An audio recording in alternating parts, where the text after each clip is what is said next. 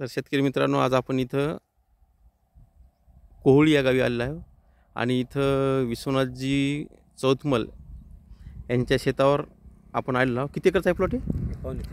पावणे तीन एकरचा आहे. आणि इथं आपण 3.25 फुटावरच इथं हरभरा पेरलेला आहे, सिलेक्शन 1044. आणि इथं बुडाला जे घाटे आहेत या हरभऱ्याच्या, तर बुडाला आपल्याला साधारणतः दोन एका घाट्यामध्ये 2 दाणे आहेत आणि वर शेंड्याला एक अशा प्रकारे इथं डेव्हलप झालेलं आहे. फक्त एक पाणी यांना थोडंसं नसल्यामुळं कमी पडलं. एक जर पाणी त्यांनी 50-50 फुलाची अवस्था आणि घाट्याची अवस्था जर असती त्यावेळेस जर दिलं असतं, अजून जी सिरीज होती तर ही सिरीज आपल्याला असे 6-7 घाट्याऐवजी आपल्याला इथं साधारणतः अजून 5-6 घाटे आपल्याला इथं चांगल्या प्रकारे डेव्हलप झाले असते.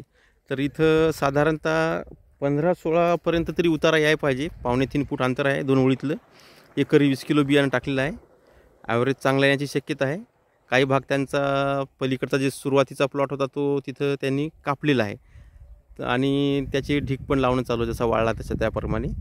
आणि ही व्हरायटी सिलेक्शन 1044 आहे. आणि त्यांनी चांगल्या प्रकारे इथं अंतर वगैरे 3.25 फूट ठेवून खताचं नियोजन चांगल्या प्रकारे व्यवस्थित केलेलं आहे. आणि आज आपण त्यांचा प्लॉट बघायसाठी इथं आलेलो आहोत.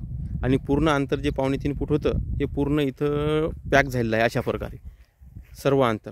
आणि एका झाडाला साधारणतः इथं 250 पासून ते 700 पर्यंत घाटे असू शकतात.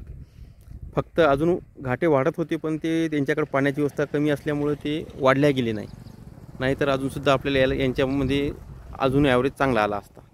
तर अशा प्रकारे यांनी नियोजन केलेलं आहे. पूर्ण नाव काय म्हणले? विश्वनाथ चौथमल. गाव कोणतं?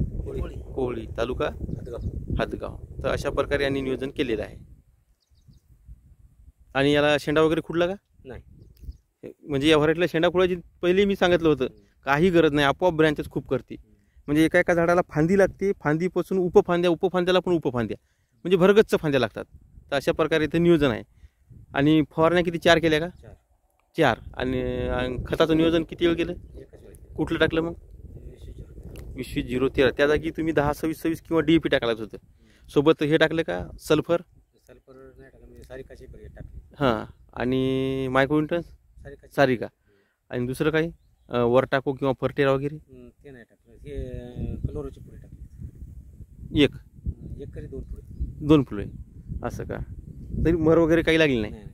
नाही. व्हरायटीला कसं मुळ्याची संख्या भरपूर आहे, त्यामुळे सहसा मर लागत नाही. आत्ता त्या प्लॉटला गेलो होतो, ते म्हणजे एकही झाड मिळलं नाही म्हणे. आणि बाजूला दुसऱ्या कंपनी जे होती भरपूर, म्हणजे मरही लागलेली दिसायली जागेवर.